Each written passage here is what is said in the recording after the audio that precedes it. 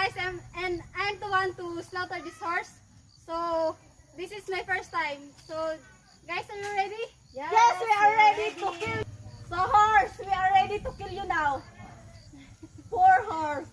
I'm sorry because. Hi horse. Now we are ready to kill you. Are you ready also?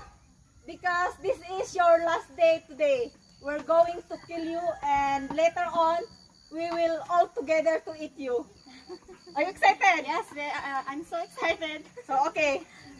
So now you have to get ready and stab the throat of the horse. So guys, Karen is the one to kill that goat and the horse I mean. So she's the one to kill the horse today. So now we will watch together how we kill the horse. It's very hard to. Okay, give me your knife. Oh, he's still alive. See, he blinked the eyes.